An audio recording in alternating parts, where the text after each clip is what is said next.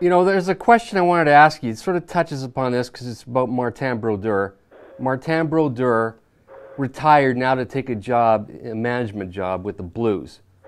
And that's a big guy, so they appeased him. They gave him some. He wanted to play one more year. One more year. He thought that he had one more year in him.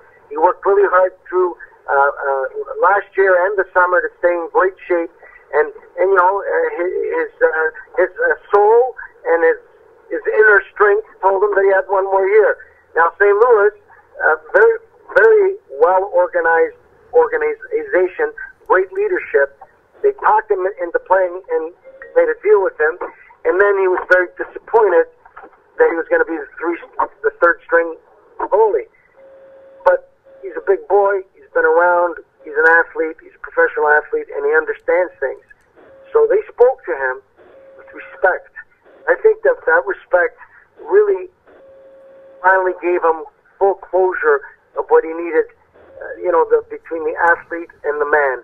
Because sometimes the athlete wants to stay young forever while we get old. It is what it is. And kudos to the St. Louis Blues. Big kudos to the St. Louis Blues.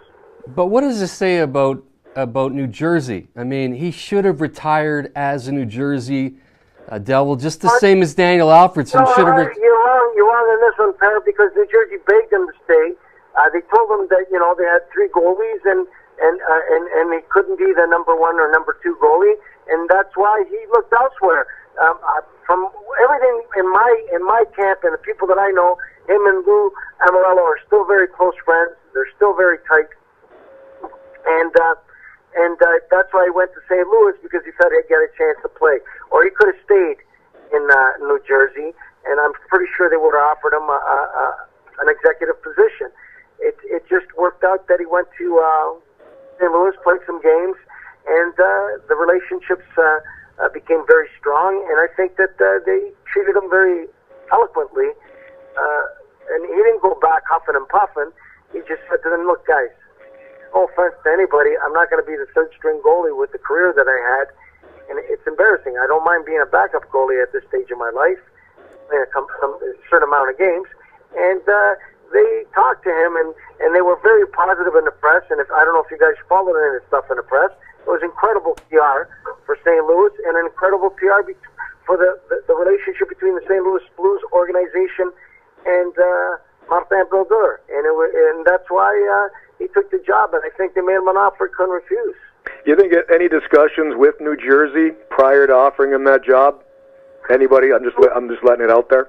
Like, do you think I think, Tony, that there was lengthy discussions about Martin going with the Devils as an executive. And the money that was thrown around was like manhole covers.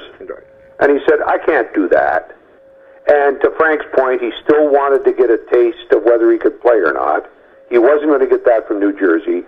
And when he didn't get what he thought he might as an executive, he took the opportunity to see what he could do in St. Louis. And Doug Armstrong, son of Neil, former linesman in the NHL, wonderful guy, has a great personality, and obviously the two of them meshed. And Martin said, what the hell's the sense of going back to New Jersey and working for nothing? So he's going to go somewhere where he probably has a better chance of advancing, and he is going to enjoy it more. I really do think that Lou and him talked about it, and it didn't work out. Otherwise, Lou would be right in the middle of it, as he should. He was his general manager for 20 years. You don't go down the road for 10 days and retire in the little shack down the road. Something happened. I don't know what it was, but something happened. I think, Billy, you hit it in a nutshell. And I've heard very strong rumor that Marty Brodeur wants to follow in the footsteps of Patrick Roy, who's now a successful coach in the NHL, and he just wanted to play one more year. But anybody who knows Marty, and I was fortunate enough to meet him a couple of times, he's first class. He's a guy's guy. The players love him. The dressing room loves him. And I believe it's exactly what Billy said. They are good friends, him and Lou Amarello. I think St. Louis afforded him the opportunity to play. And then it didn't pan out because, everybody came back. And, business is business. You have to respect that as an athlete. And back and work with us. And the St. Louis Blues says, you can come work with us, but this isn't much lettuce we're going to give you. So he had enough. I think they made him a bigger offer, and business is business. But, you know, everybody who knows Marty Brodeur's whole life is in New York State. You know, been there most of his life. He's got his family there. He owns houses there. His whole livelihood's there. But, you know, St. Louis made him an offer he couldn't refuse. And I think that Marty, from what I'm hearing from many people who know him, wants to follow in the footsteps of Patrick Roy. I mean, he was a big fan of Patrick Roy. All the Quebec goalies are very loyal to each other's accolades. You know, if you talk to Patrick Roy, he was a big fan of Bernie Parent, and he was a big fan of Jacques Plante. And Bernie Parent was his biggest mentor was Jacques Plante. So they stick together. So I think you'll see within a few years, you'll see Marty Brodeur as an assistant coach, and then slowly develop into an NHL coach. He's been in the NHL long enough, and he's played the most important position.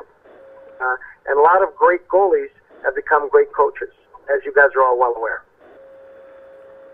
Do you think Lou Lamoriello may have said to him, we can't bring you back as a player, but go ahead, see what's out there. If you can get a job with somebody else, that's fine. And if it doesn't work out, come on back to us. That's what I just said to you at the beginning of the conversation. That's exactly what happened. They told him he could play one more year, but they didn't know how many more games he could play, and he was not going to be a backup goalie.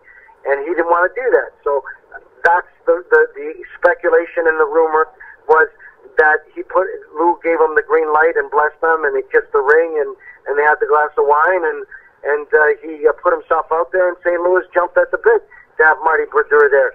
Because Marty Brodeur, forget about him being at the end of his career or the final chapter or the summarization of his life, he's still very knowledgeable and a great human being, and that if you got a goalie who's a young goalie who's got a lot of potential, and you have a guy like an Eddie Balfour or Marty Brodeur who can mentor them, there's nothing better than that. Nothing. There's no goaltending coach can do that for a young goalie.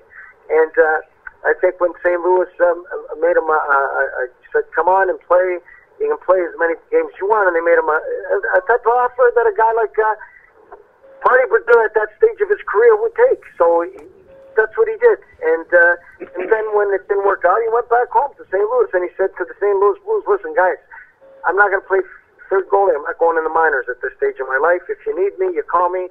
I'd be more than happy to come back. And then St. Louis did not throw him under the bus. They did not sandbag him.